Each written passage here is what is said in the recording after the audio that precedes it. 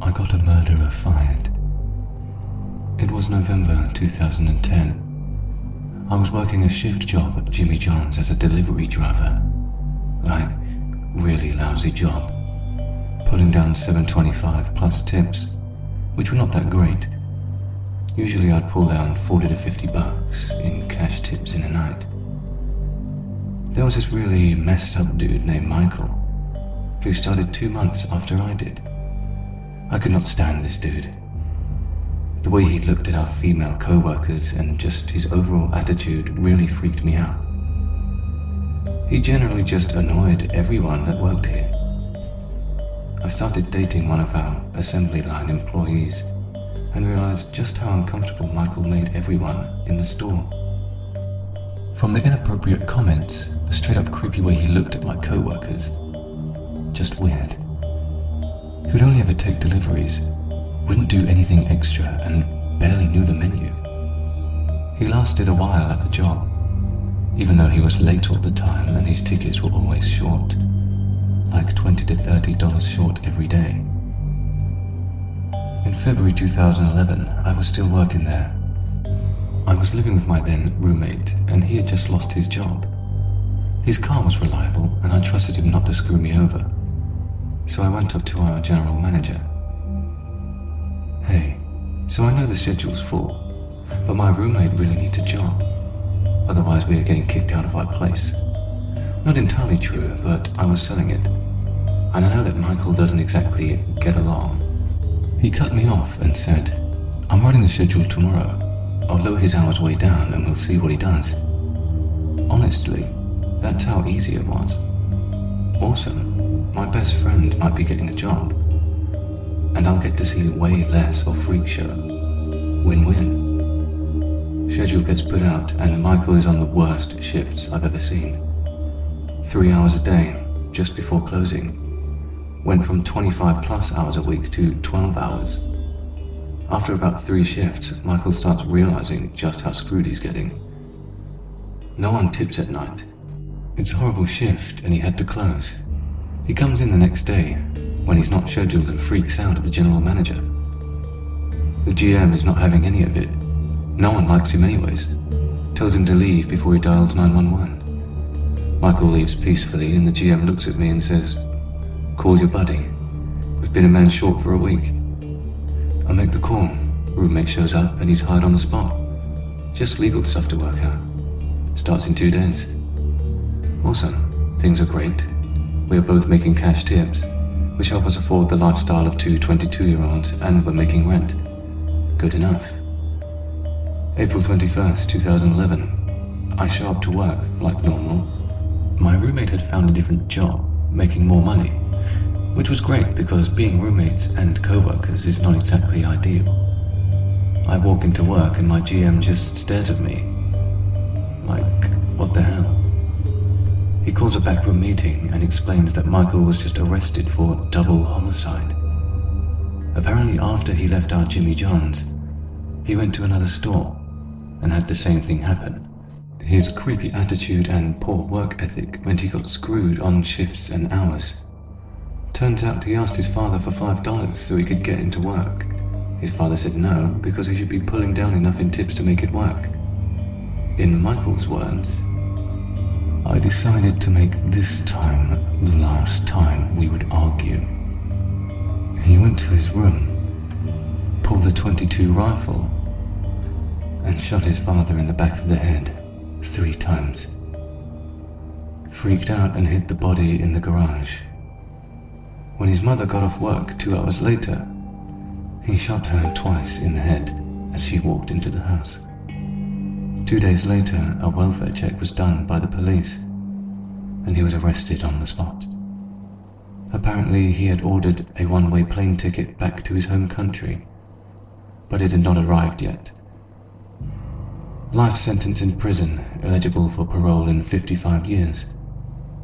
I hope I never see him again. Here's the part I'm not exactly proud of. 3 months later, I hear about a real estate sale. Same neighborhood. Sure enough, it's the same house. They're selling everything off. I mean, Could you resist? I had to go. Creepiest stuff I've ever seen. The guy had 30 plus pairs of brand new shoes, but no gas to get to work. He used to shoot holes in the basement walls with his .22. The holes were still there. I got the hell out of there. It was just weird. Really weird. I still remember seeing his Jimmy John's hat in his bedroom. Number 2. What if I had drank it? This happened a few months ago, in the McDonalds at Copenhagen station. I am not Danish, only visiting the country for one day. And since I wanted to travel cheap, I decided to take the cheapest bus there, which just so happened to be arriving at 11 p.m. the day before. I thought I could save more money by not renting a bed somewhere and instead spending the night awake, or half asleep, at the station, do my business the next day, and sleep long and well on the bus back home. So this McDonald's is open 24/7. I discovered pretty early on that the station was too cold for me to get some shut-eye, so I went inside and bought a coffee and sat down at an empty table. Plenty of lighting and semi-drunk people to keep me awake, I thought. I should add I'm a 23-year-old female. After a while of sitting at my spot, a strange guy walked over and placed a full cup of soda on my table. He said in Danish something I believe meant, "I ate my food already. I didn't drink any. You should have it instead." I am Swedish, and although some Swedes understand Danish perfectly well, I have some difficulties doing so. So this is just a guess. Anyway, I didn't really pay much attention to the cup after it was put on my table. Just wrote it off as a random guy trying to flirt. But I noticed that in front of me, a table away, sat another guy, and he was watching me closely. Because we did lock eyes at the same time, I looked up to peek at him. This creeped me out. I really didn't like being watched like this, and he just sat there for nearly an hour, even though he had no food in front of him. In the end, this dude stood up and walked over to me, and I cursed internally, thinking I'd have to defend myself and tell him to leave. But he turned, and there stood the guy that had left the soda cup on my table. He told the soda guy to leave after pushing the soda cup back into his arms, and that he didn't want to see him anywhere near this place again. Then he turned to me and explained, in English, that soda guy had walked by my table several times, glancing at me and the cup, and probably waiting for me to drink it. He said he had finished his meal a while ago and just stayed to watch over me, but had to leave and reminded me to be careful. I hadn't even noticed soda guy supposedly pacing by. I was too fixated on the other dude, who just happened to be the good guy watching over me. Who knows what was in that soda, and what would have happened should I had gotten really thirsty and drank some of it. So thank you, McDonald's guy who watched over me. And let's not meet again, soda guy. Number 3. I was hunted in the woods last night. Years ago, when I was still a teenager, my friend Justin and I would often go longboarding at night. As my friends and I were quite the night owls, we loved the freedom of almost never seeing another soul on the roads or paths we frequented. Even when using main roads, it would be very rare to see a car out so late in such a rural area.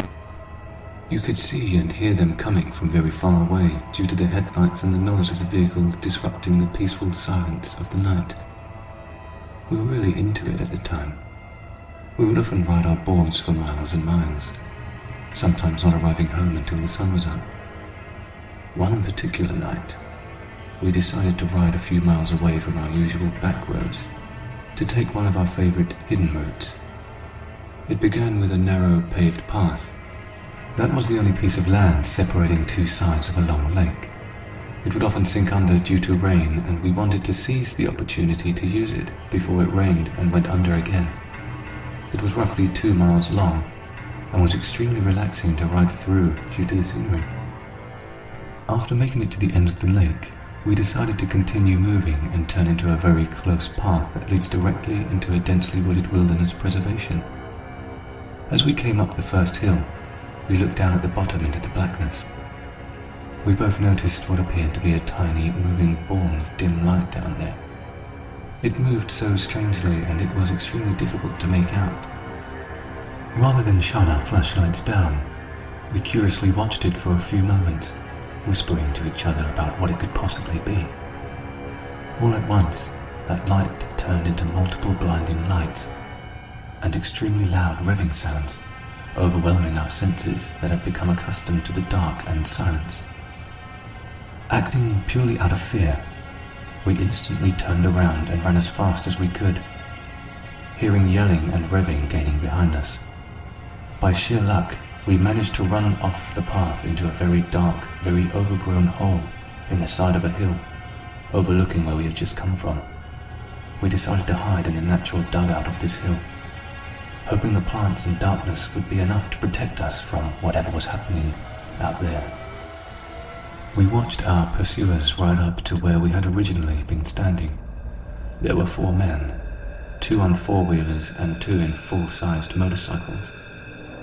They were yelling at each other about something, but we couldn't make out what they were saying due to the distance we had covered. We felt safe enough to whisper very softly to each other and speculated who these people could be.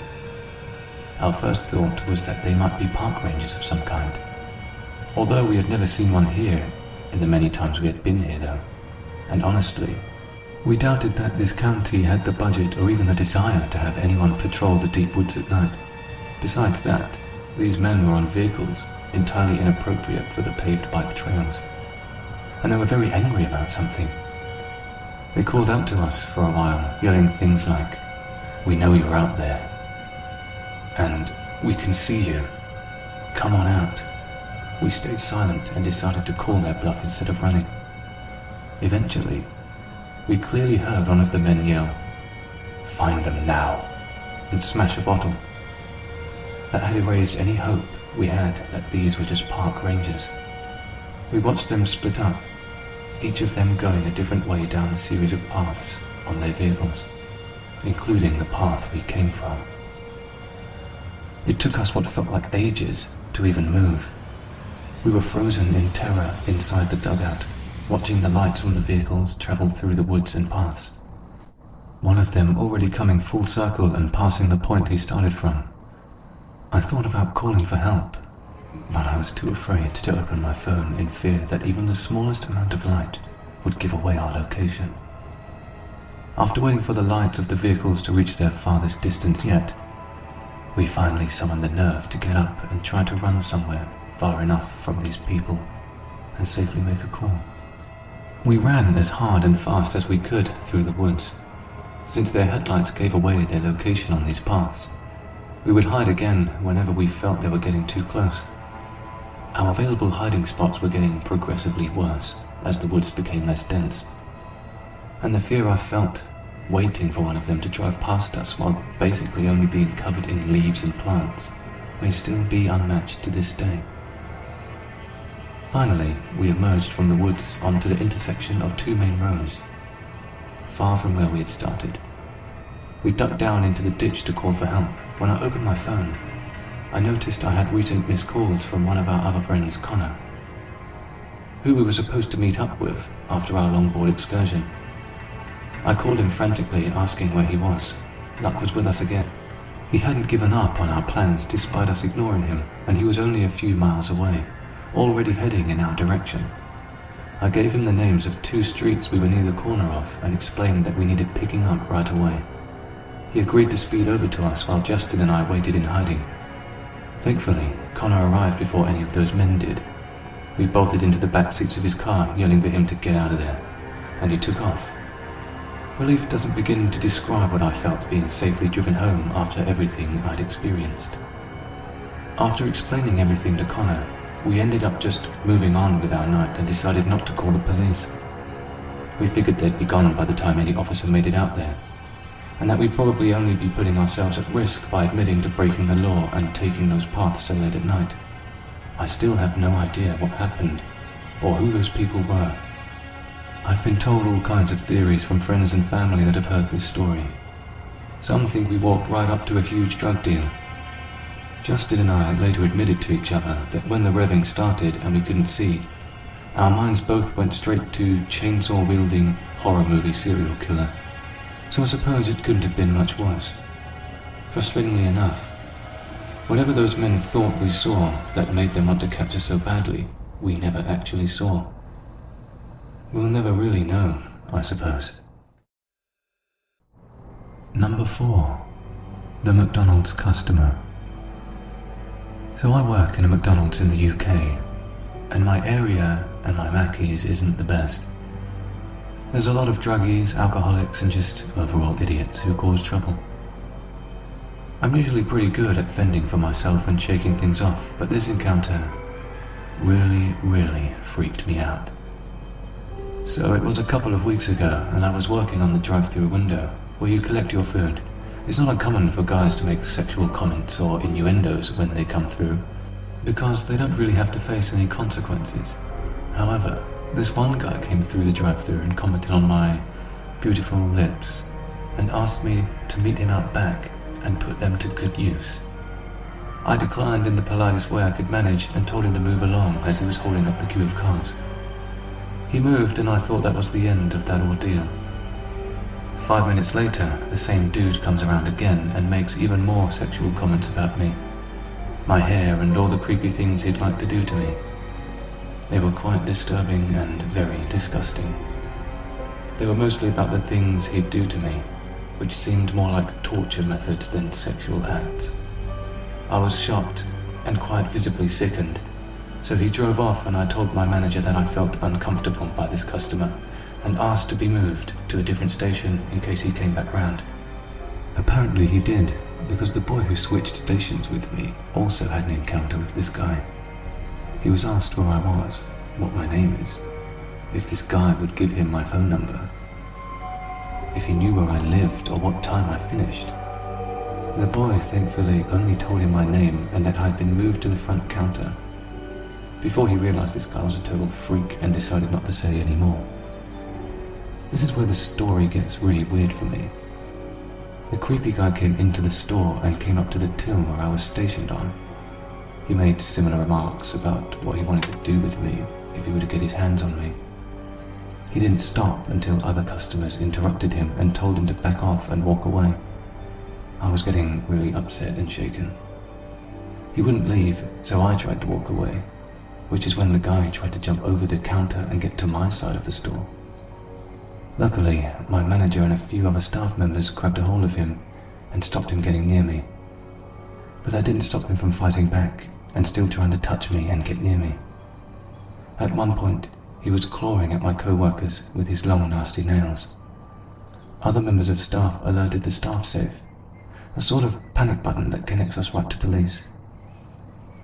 Fortunately, because I work in a rough area, police patrol very closely to where I work, so they managed to get to the store pretty quickly. They detained the guy and found a few knives stashed all over his body. Army knives, pocket knives, and even just small, regular kitchen knives. As they were dragging him away, he continued to scream about how he was going to wait outside the store for me every day, and that we belonged together, and just screaming all the rantings of a madman. My managers sent me home in a taxi, and I've never seen this guy, his car, or anything else of his again, which I thank my lucky stars for. So, creepy McDonald's drive-through dude, who must have been on some form of drug. Let's not meet again. Number 5. The Tooth Man.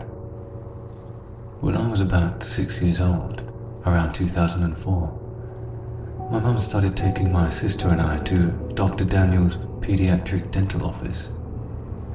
The dental center was located inside a giant yellow mansion that also doubled as Dr. Daniel's house. It was honestly gorgeous. When I first started going to the dentist, I was extremely shy and actually suffered from selective mutism and had a lot of autistic-like tendencies. Needless to say, I relied heavily on my mother's comfort and for someone to give me a voice, because it was extremely anxiety-inducing for me to talk to strangers, especially men for some reason. When my sister and I got called into the waiting room, my mum followed us to the office until she was told by Dr. Daniels that parents were not allowed to be with their children, as it taught kids independence, to which my mum complied to. Once in there, he immediately separated my sister and I, and in reaction to this, I cried and felt so scared. Dr. Daniels did not like crying, so he grabbed me and put his hands over my mouth and nose, shook me and aggressively warned me that if I continued to cry and scare the other kids, that he would make my situation a lot worse. Obviously, this scared me even more so I started crying again. Dr. Daniels had enough and took me into his house part of the dentist office, where he screamed at me again, grabbed me by the neck and shoved me. His hygienist Judy came over to me and told me if I continued to cry, she would spank me so hard I wouldn't know what hit me.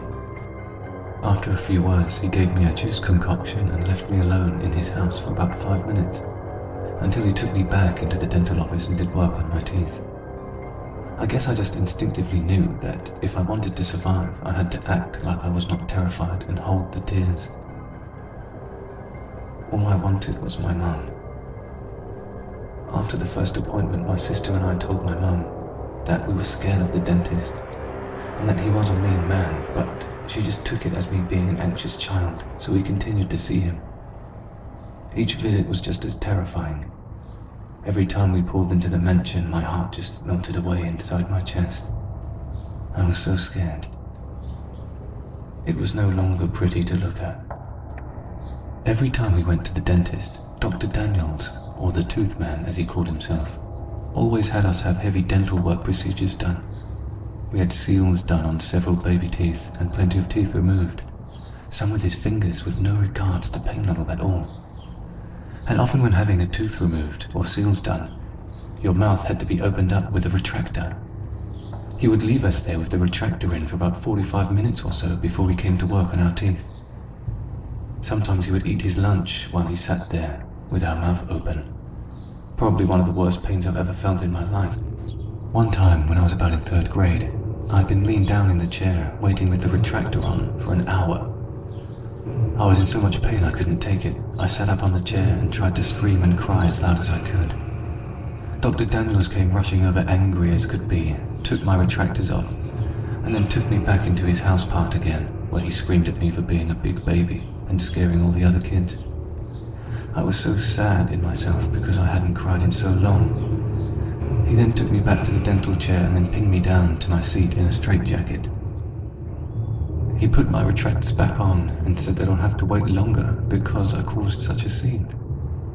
All I could do was shed silent tears and drool everywhere, and I couldn't even wipe it because he locked up my arms.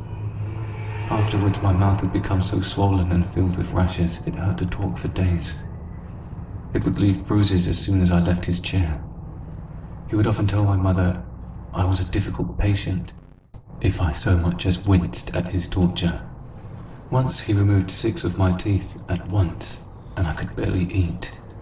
While he ripped the teeth out, he would often sing songs. It was so Sweeney Todd-like. When I was in the 7th grade, I started getting some new braces, and we started seeing an orthodontist. Not long after we stopped seeing Dr. Daniels and started seeing a new dentist who was actually nice, I had never known that getting your teeth clean didn't have to feel like going through a saw trap. I think my mum took us out of Dr. Daniels' practice when the orthodontist looked at our dental records and saw a lot of unnecessary procedures being done. Not long ago, I was having a conversation with a friend about a childhood fear, and instantly my mind went to the tooth man. Curious, I googled him to see what happened to him, and to my happiness the practice was shut down. Also left under his name was a Yelp page that was still left up. The page was filled with numerous 1-star reviews from former patients that were once abused as kids in his office, and were using this page as an outlet to express their trauma. I started to cry because their experiences were so close and some identical as to what I went through as a kid.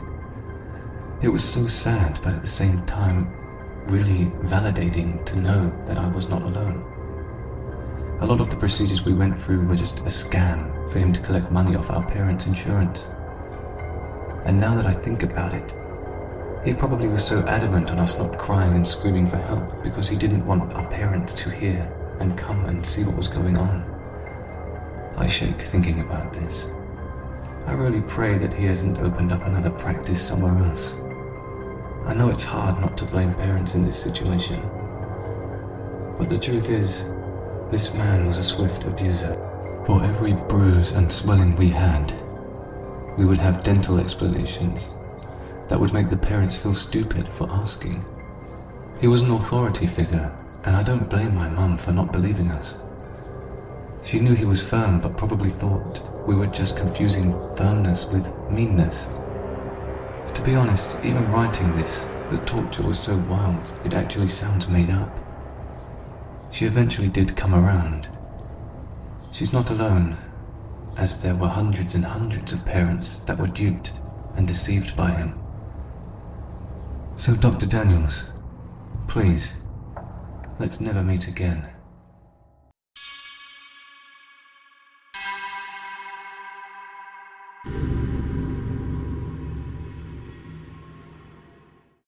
Someone's creeping at my sister's window. It all started 2 nights ago. I recently moved back home with my mum.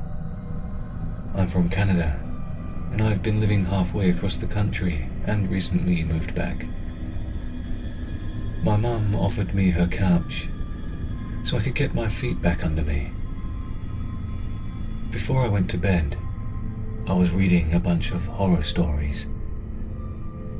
Stories about stalkers and watching videos of strange encounters. I eventually fell asleep with my phone in my hand and began to have frightening dreams. I don't remember what they were about. I just remember them making me feel uneasy in my sleep. They don't happen often, but when they do, I can remember more how I felt rather than the dreams themselves. Around 2 a.m., my sister, who is 18, woke me up and told me, "I heard someone walking outside my window and saw a flash of light directly on me. I wanted to close it, but I couldn't. Could you close it for me?" I woke up terrified, but willing to do anything to protect my sister, and marched into her room. For a little bit of background, I'm 21 and a male, and my parents are divorced, so it's just my little sister, my mum, and I. Our father was fairly absent in our lives, so I've always been the father figure in her life. Anyways, I go into her room, look out the window, and lock it. We live in a townhouse. My mum and my sister sleep downstairs, and I sleep upstairs on the couch. Around the windows there's rocks, so it's easy to hear anyone that might come close. Nothing else happened that night. The next day, I managed to get a bed, so I'm sleeping in my room that night, which is on the same side as my sister's. My mum's room is on the other side of the basement. That night, my sister decided to sleep at her boyfriend's. I always sleep with my windows wide open. I'm also a light sleeper. At around the same time, I hear the rocks moving. I can tell it is a heavy-set person, as it is waking me up and I begin to move. I can hear this person leave the rocks. I was able to tell that it was by her window and not my own. I could also tell that it was a heavier set person due to the way that the rock sounded while moving. I wish I'd had enough energy to run outside. But sadly, by the time I actually realized, that person had already gone. I'm just glad my sister wasn't home. I'm from Canada, in Saskatchewan, and recently there has been a lot of sex trafficking posts going around. My sister is so beautiful, and I'm worried that that's who has been peering into her window.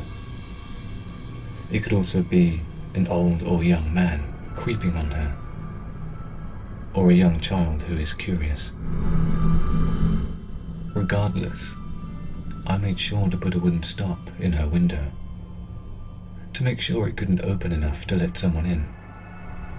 I also stacked a couple of things in front of the window, to make sure no one could see in. I also left my window wide open, so that if I heard anything, I could be out there in a heartbeat to beat the living crap out of the person who is creeping on my sister.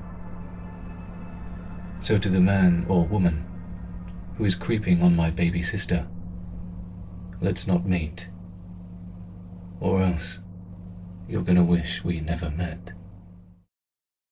The creepy old man. I'll preface this by saying that I am more often than not mistaken for being much younger than I really am, especially in my late 20s and early 30s. I was frequently told by people that they thought I was about 10 years younger than I really was. I constantly had experiences where I was talked down to or inappropriately hit on. People also often tried to take advantage of me, not only because I was female, but because they perceived my age as much younger than I really was. Now here goes. My boyfriend and I were going shopping, and we walked into a dollar store. I hate to shop, and my boyfriend likes to look at everything. So I usually go and gather all of our stuff while he putters around. I know. I always play video games and he doesn't. He cooks. I don't. Basically, he's the chick and I'm the dude. Anyway, we split up and do our individual shopping, and this dapper little old man, probably late 60s, early 70s, comes up to me and holds out his arm like he expects me to take it. Come on, he says. At first, this doesn't set off any alarm bells, because he looks pretty harmless. Well-groomed, clean suit, decorative cane, even a jaunty little bowler hat with a feather in the brim. I figured that he was a little confused and was mistaking me for either a store employee or a family member. So I let him talk to me about the weather and such. When I'm about to make my excuse and be on my way, he holds out his arm again and says, "Come on." Again. "I'm sorry," I say. "I think you have me confused with someone else. Are you looking for someone?" He starts chatting again, and during this chat, he asks me if I have a job. All the while, he's slowly and subtly gravitating to the front of the store. I'm a little thick sometimes, I admit, and I answer honestly that I didn't. I was taking time off for health issues. He gets very close-like, in my face, close, and whispers something vague about how he has all kinds of work at his house, and that he needs it done, and he's sure he can find something for me at his house. And then he tips me a wink. I'm instantly like, oh hell no. But I maintain my cool, and with my smile never faltering, I tell him, I'm very lucky that I have a husband who supports me. Luckily, my boyfriend picked that exact moment to step around the corner and appear at the end of the aisle. As soon as he heard husband, the little old man's expression instantly changed. He went from friendly, happy, smiley grandpa dude to angry, scared creeper guy. He disappeared so quickly that I began to suspect he teleported. I never even saw where he went. He was gone that fast. I would have written it off as just a poor, elderly gentleman who had maybe gotten a bit confused until I saw that wink. It was further cemented by the instant change in his expression. He was not confused. It was definitely an act. I've been hit on by men of inappropriate age before, and I've laughed it off. This was not that. It was straight up creepy. I shudder to think what he had in mind. So, creepy old man in the dollar store. Let's not meet again.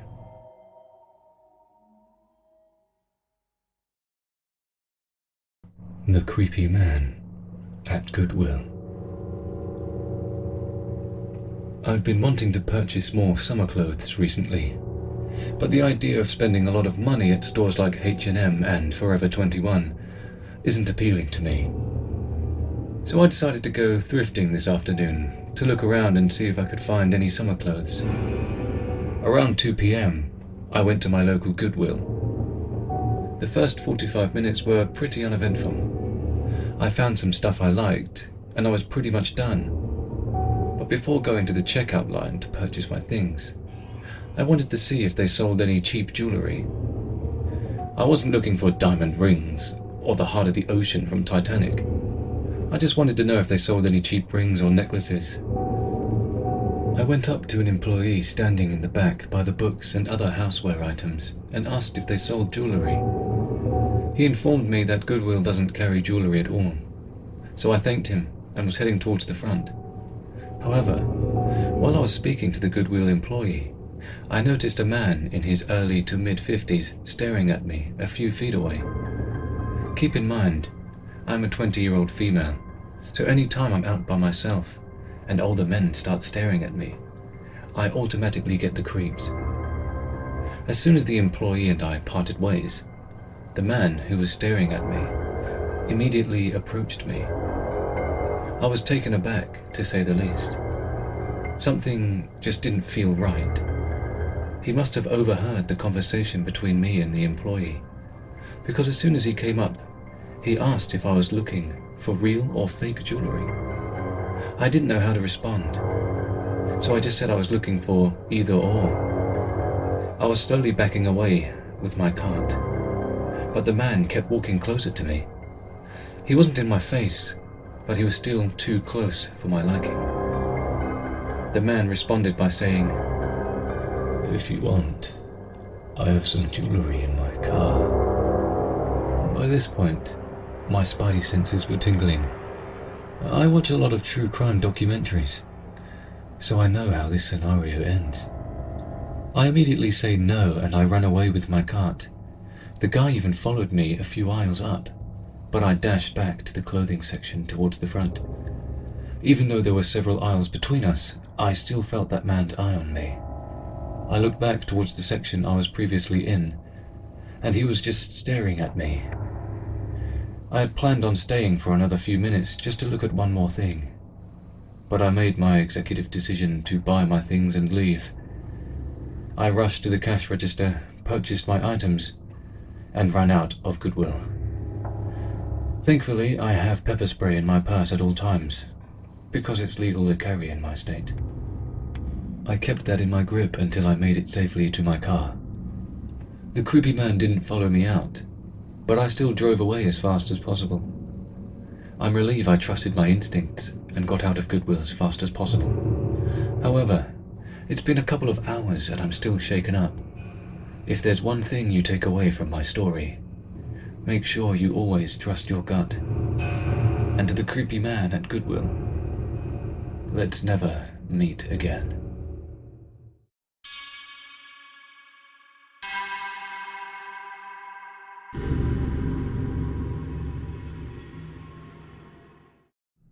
The Devils Playhouse. This happened about 7 years ago, but it still really freaks me out. My hometown has a canyon that is rumored to be haunted. The story is that a woman lost her husband in a mining accident, and she haunts the canyon searching for him.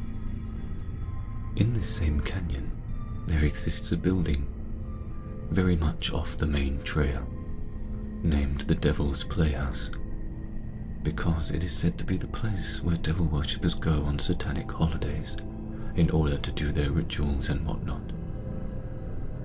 I was a wannabe ghost hunter and spent a lot of time in that canyon, specifically drawn to the playhouse. It was an old factory with a lot of mysterious writings on the wall and holes into rooms that had no entrance. And to get to this factory, you had to drive way off trail on a very beaten up dirt road, and just after the house there was a fence. As daring as I was, I always turned around at the fence so I could get out of there easily if I got scared. From there, you had to climb in and out of a deep ditch to actually get to the playhouse.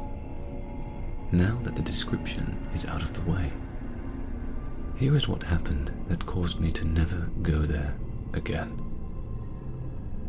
I had brought my younger sister and 2 younger cousins up there. We were messing around, taking pictures, when my little sister swore she saw a camera pointed towards us from the rocks outside the window of the warehouse. I didn't really see it, but my sister was really freaked out. We decided to take a break from the playhouse and walked about 100 feet to a bunch of large stone fixtures.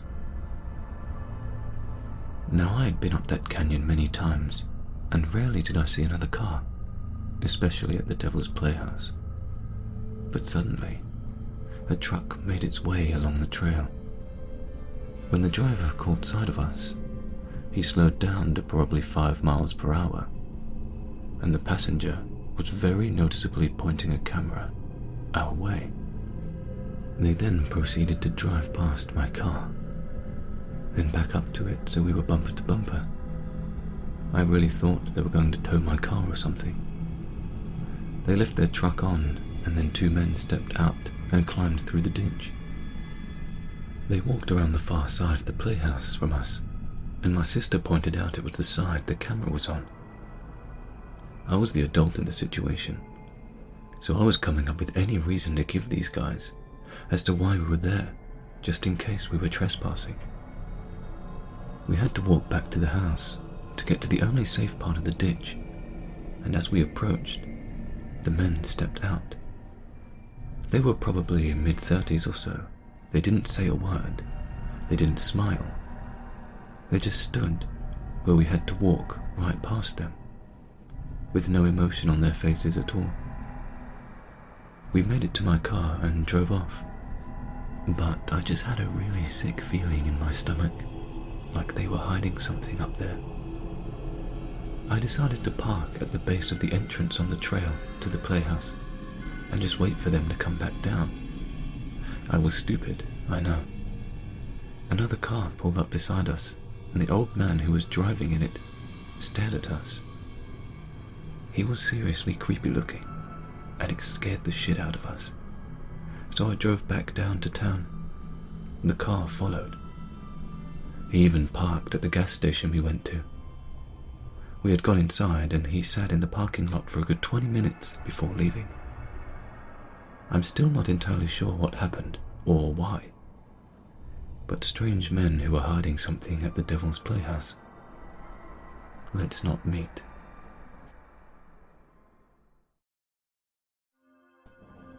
The phone call, I'll never forget. This happened yesterday, and before anyone says anything, yes, I know, I'm stupid. I had just gotten home from work around 9 p.m. and had barely had time to get my shoes off when I get a phone call from some number I don't recognize. I'm searching for new jobs and thought that it might be one of the places that I was applying for, calling me back. I pick it up.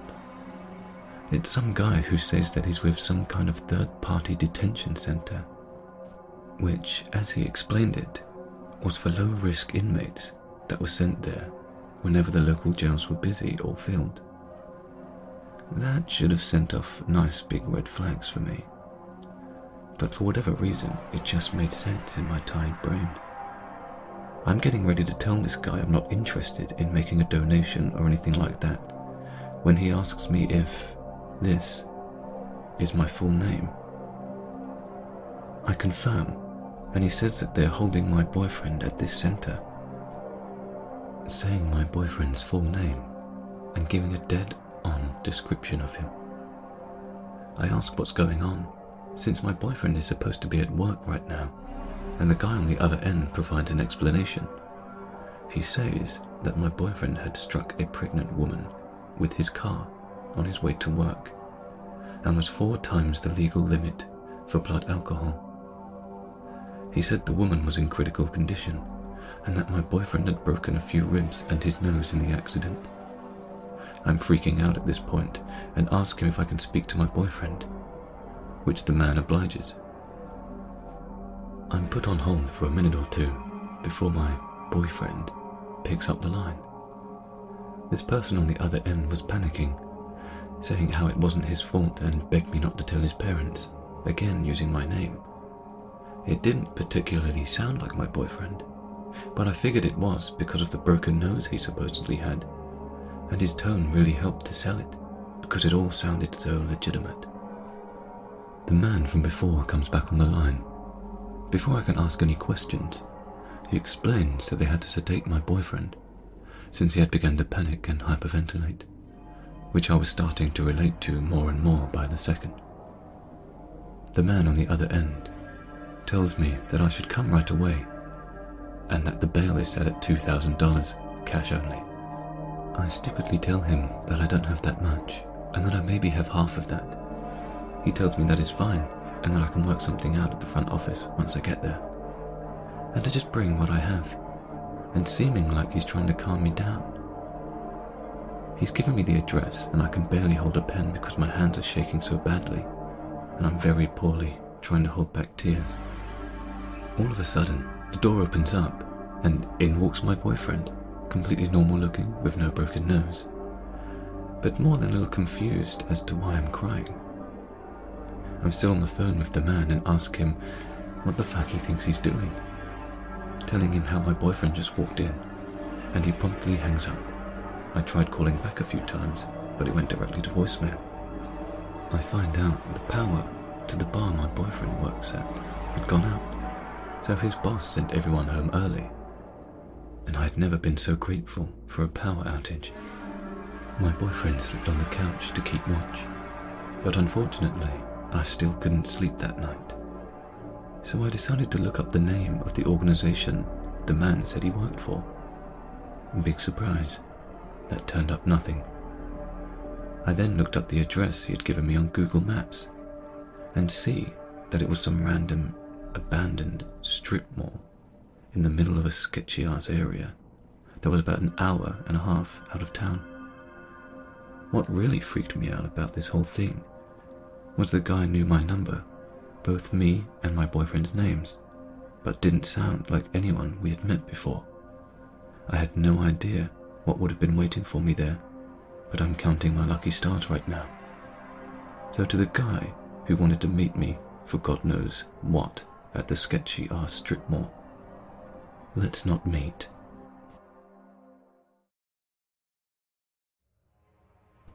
The guy living upstairs. Hi guys. So this happened to me and my mum last year. We live in a pretty bad part of town, and it's not unusual for us to encounter a couple of weirdos in our day-to-day life. But this is one encounter that really scared us both. We actually moved out shortly after this happened. So straight to the story. Me and my mum were just arriving home when we see a man standing in front of our main door, very skinny and tall, and looked like he was in his mid-40s. My mum questioned what he was doing and if he needed anything from us. He said he was our new neighbour and that he would be living upstairs. Usually the landlord only rented the upstairs to tourists, so we thought it was a little strange. He said he had lost his key and asked us if we had a spare. My mum told him, of course, we didn't, and that he would need to contact the landlord about that. We continued standing there, and we kind of had to push by him to get into our house. My mum quite assertively told him to step away, and I guess he got the hint and left. A couple of days go by. We haven't seen the man, but we have definitely been hearing him. He had been keeping us up basically every night. He was always knocking on the floor, like he was dropping marbles or hitting the broom on the wood. He would sing loudly in the middle of the night or just talk for hours and hours. He was either talking to himself or on the phone, because we had never heard anyone else's voice. My mum is that type of person who doesn't put up with this type of disrespect, and she was trying hard not to start a conflict with our new neighbour. The breaking point happened when he threw a big block of cement down from his balcony to our garden. My mum caught him doing it, while one of our cats was minding its own business, just chilling on the grass. He was obviously aiming to hit him, but thankfully he ran away in time. My mum lost it and made her way upstairs. They got into a heated fight, and our front neighbours ended up having to break it up. My mum was really upset for a long time. We didn't hear or see him. Now for this last part, let me just explain to you a bit about how my house is built. We have our main door, which is directed to the road, and we have a back entrance, which is where we have a small garden. The garden is surrounded by a wall. It's quite high, but wouldn't be impossible to jump over. Now my bedroom door goes directly out to the garden, and I usually leave my door a crack open, so my cats can come in during the night. You've probably guessed where this is going. One night, while I'm asleep, this twat jumped over our wall and creeped into my room. I woke up with him stroking my hair and cheek repeatedly. I slowly woke up and took a while to adjust my sight to realize it was him. I screamed very loudly and my mum rushed in swinging a lamp in her hand. He tried talking his way out of it, saying he just needed our help, blah blah blah. My mum was having none of it and continued to swing at him. He ran back out the door. We didn't run after him. My mum just went straight to the door and locked it. We called the police right after, and our landlord. He wasn't dumb enough to go back upstairs, because he knew for sure the police was going to come for him. So we needed all the information we could get about him to tell the police. The landlord was very confused, and said he hadn't rented it out, and had no idea what we were talking about. When the police arrived, they confirmed he had busted the door lock and had been living inside for the past 2 weeks. I didn't go upstairs, but my mum did. She said it smelled so bad she almost threw up. He had basically been living in filth. Also, he apparently had been in my room before because the police found one of my pajama shorts upstairs. The police told us he had a couple of sketchy things in his possession and to be careful not to leave any doors open in case he comes back. He was never caught, and we never saw him again. My mum swore once in a while she could still hear him upstairs mumbling. We were both really paranoid, and never felt relaxed living there again. About 2 months later, we moved out. So creepy guy who squatted upstairs. Let's not meet.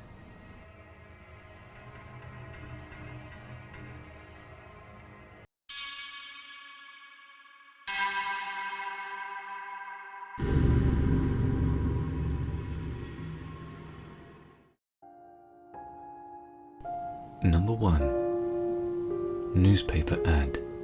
From hell. This situation still gives me chills to this day. I lived in a sketchy part of the neighborhood, but I never had a job outside of helping my mum. So I was very naive and gullible at the time. I was out of high school and looking for a job. I had worked with my mum junior to senior year cleaning houses, but I wanted to work somewhere else and gain some outside experience. When I had graduated high school, my mum and I decided it was time to look for another job, because I needed to find some money for college. My mum loved to read newspapers, and she would get a Spanish newspaper called Mundo Hispanico every single week. I would look through it once in a while to read the comics or to see job ads at the end. One evening, I was determined to find an ad that paid well and was something else that would give me another set of work skills. I was going through the classification section at the end of the newspaper when I found what I thought to be the perfect job for me. I don't remember word for word, but it was something along the lines of looking for young females aged 18 to 25 for an open massage position at this location. Now the location they gave me was 3 miles away from where I stayed, so I thought it was perfect. I could walk to and from without having to worry about transportation, since we only had one car. Massage training will be provided, and the pay is handsomely good. Our girls earn anywhere from $500 to $900 a week. I thought, whoa, what a great wage. I can pay off my college in no time. I was so excited that I fit the profile that I showed my mum the job ad. My mum wasn't excited like I was, and she had told me that it looked a little suspicious, that I should call first to see if there really was another person on the other side. So I did call, and a lady answered. I asked about the free training. How much do you really make? And where the location was exactly. She seemed very sweet on the phone, and told me before we moved forward they were doing interviews and already had other candidates on their list. She said that I should come in for an interview to see if I would make it to the second round of interviews. I agreed. She gave me the address and I looked it up. When I saw it was 3 miles from my apartment, I was so happy. I told my mum that I would be going to the interview at the set time at this location and alone. She told me there is no way I would be going alone and she would come with me. I was so mad because I wanted to do this by myself, without her. Because in my mind, I thought I was all grown up and didn't need help from her. The day came and she drove us in the only car we had.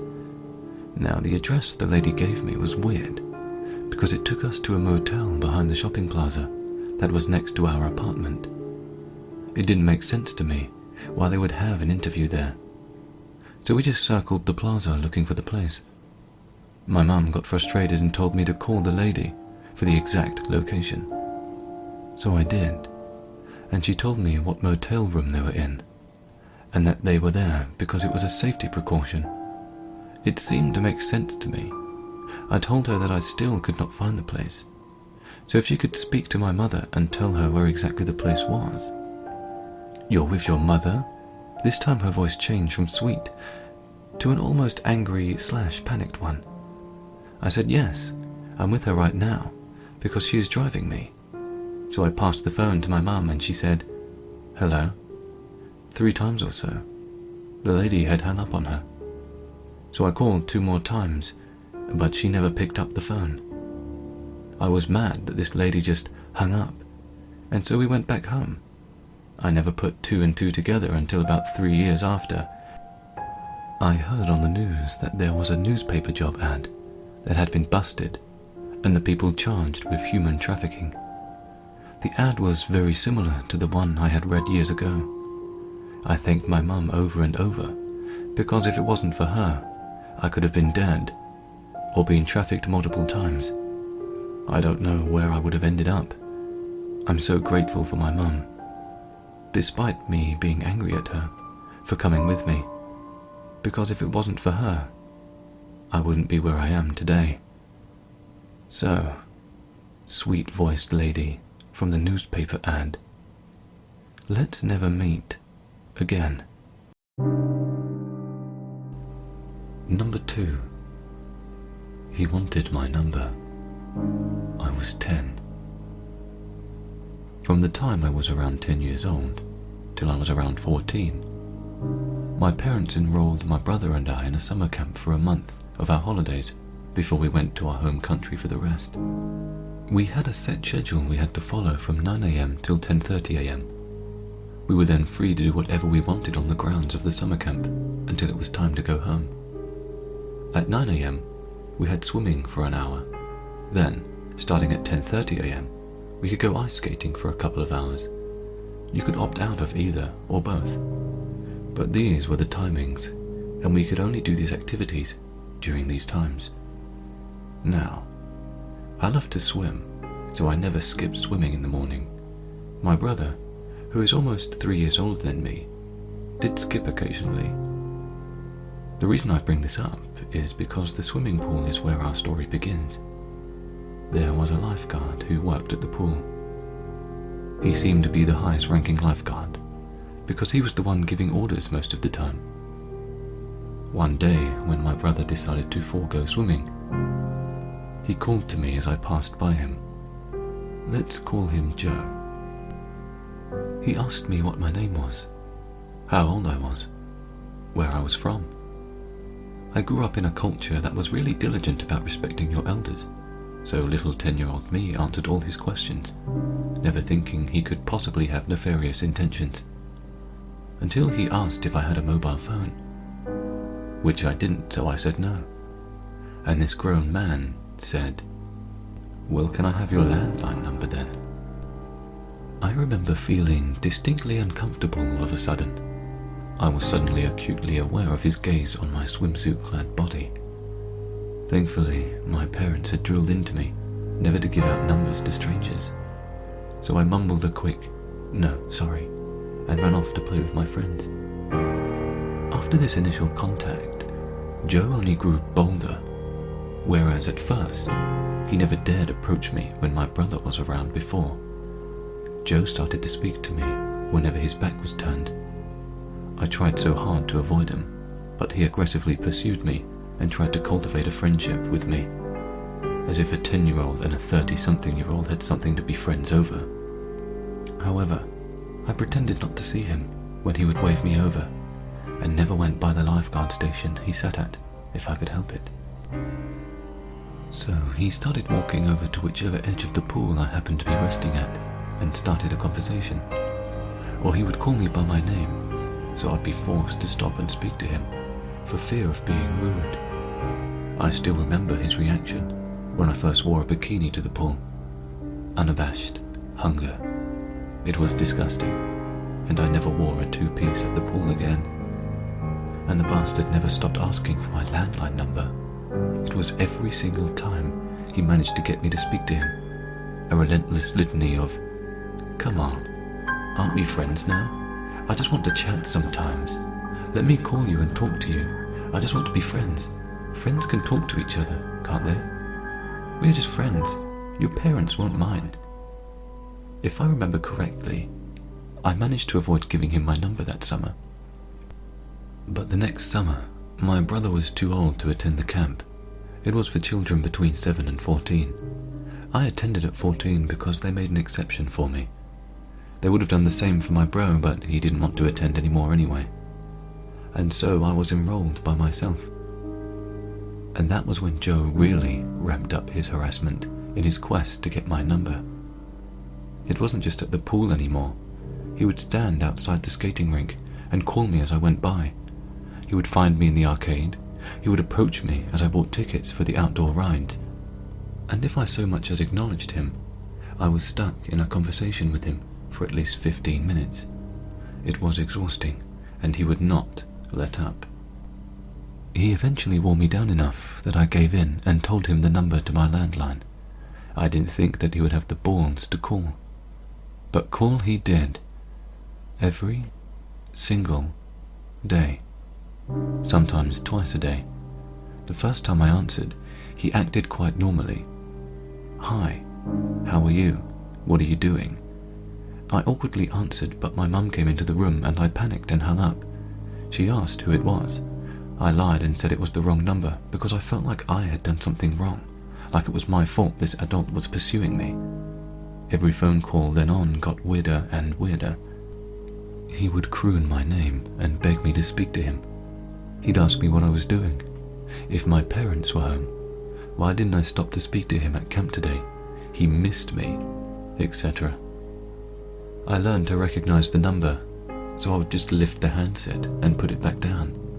He would call back, and I would hang up. I'd run to get it so my parents wouldn't get there first and find out I'd given my number out to a stranger. But eventually, he messed up and got caught. He called one day when I was at camp.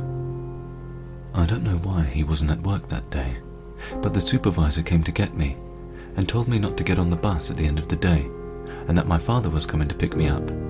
I was super happy to hear that and sat by the office to wait.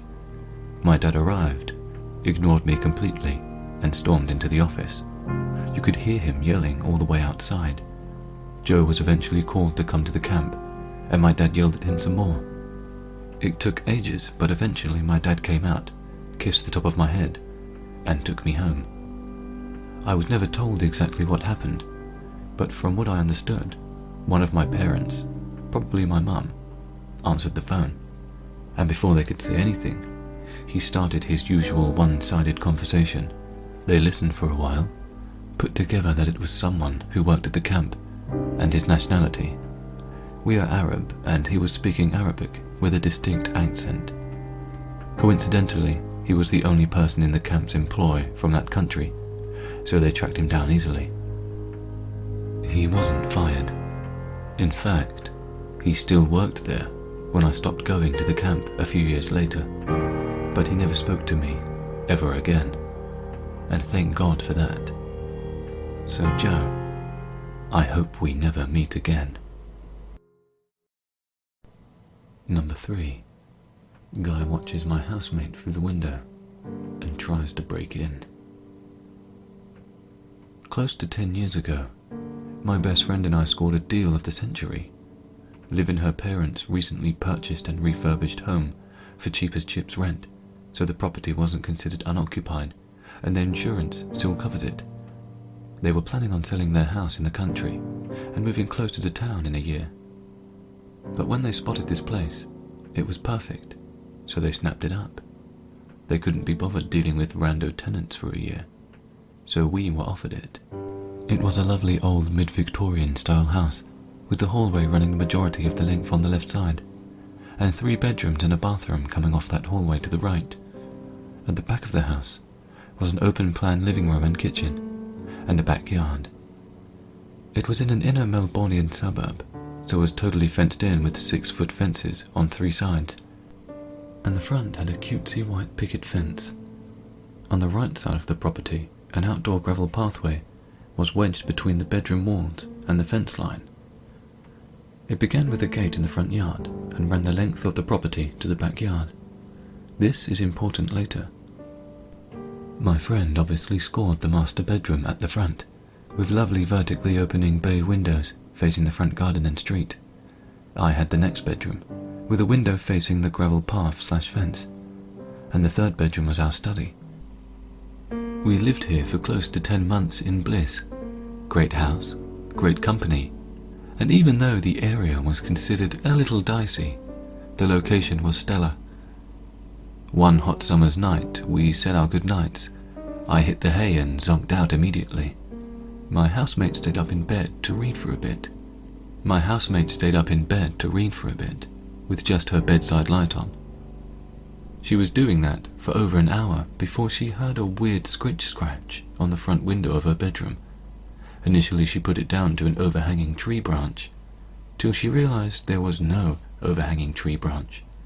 She sat frozen in fear, blankly staring at her book, for what felt like an eternity, till she heard the noise again, and again.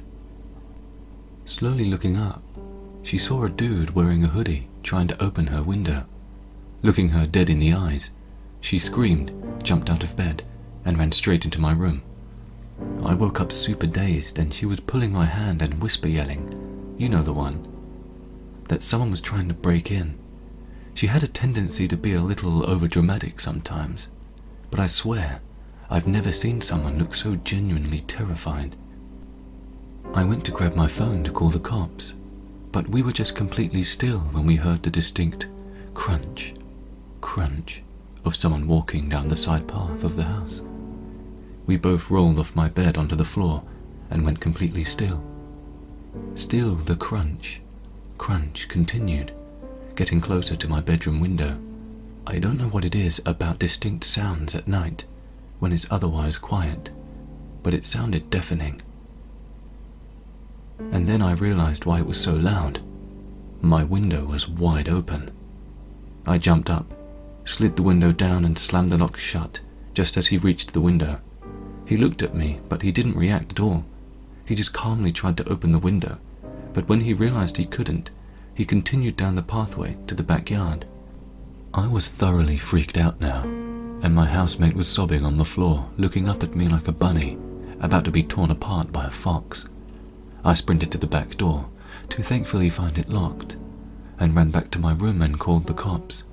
I don't know what the cops knew that we didn't, but they must have broken a land speed record to arrive all of 3 minutes later, lights and sirens off. We saw them go down the side path, guns drawn, straight to the backyard. There were some noises from the yard, then a knock at the back door a moment later, and the police identified themselves. Turns out the dude had vaulted the back fence, an impressive feat, and another patrol car was headed to the next street over to look for him. The 2 cops at our place asked if we were okay, then asked if they could come in and look around. The cops were honestly amazing. They managed to calm us down, whilst making sure the place was safe, and I was really impressed with how they handled the situation. I offered them a cup of tea, which they politely declined, as they took our statements, and they asked if there was anywhere else we could stay tonight. My housemate and I stayed at her boyfriend's place for a few nights after that, and when we stayed in the house it was never the same. We felt completely violated, and ended up moving out a week later. We never found out if the dude was caught, but there was a random stabbing a few nights after the incident at the train station 2 streets over. If it was related or not, I don't know, but all I can think is that we were so lucky that it went the way it did. So, guy peering in through the window. Let's not meet again. Number 4.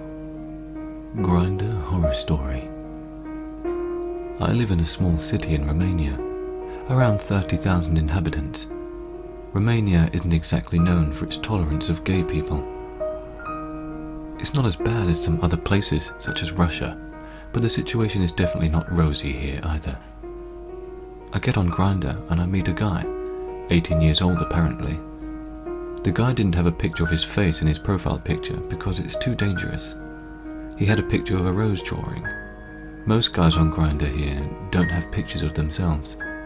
We talked for a bit and I really liked the guy, and then we finally accept to exchange face pictures. I send him a selfie of myself and he sends me a picture of a guy from our city. He was cute and I really liked him. So I told him, "Hey, I saw you around the city. I didn't know you were gay too." We talk and finally arranged to meet. I had some errands to run at the tailor shop. My cousin's bachelorette party is coming up next week, and I had to adjust my favourite shirt. So I asked him to meet me in front of the tailor shop. The building in which the tailor shop is located has 4 stories.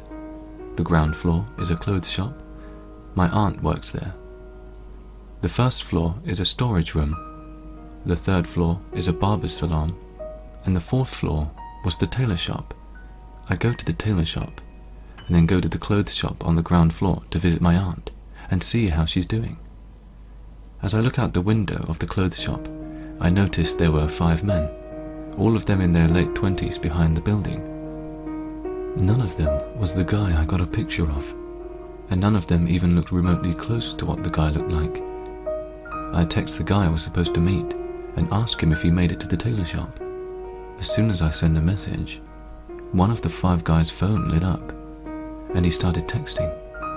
As soon as he stopped texting, I got a notification from Grindr. I'm behind the tailor shop. I went there to smoke so no one would see me. Come smoke with me.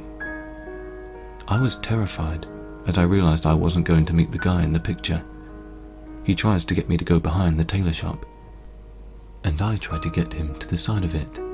There were no windows to the side of the building, so after a few tries he agreed to meet me at the side of the tailor shop. All 5 guys went to the side of the tailor shop. I peeked my head from the door, looked left and right, and as soon as I saw my way was clear, I ran for it. So, Grindr cutie, let's not meet again.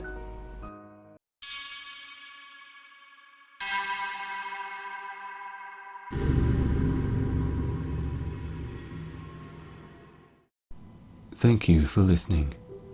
If you like what you heard, consider subscribing. If you have a scary story you'd like me to read, reach out to me on Twitter or my Reddit, which is in the description below.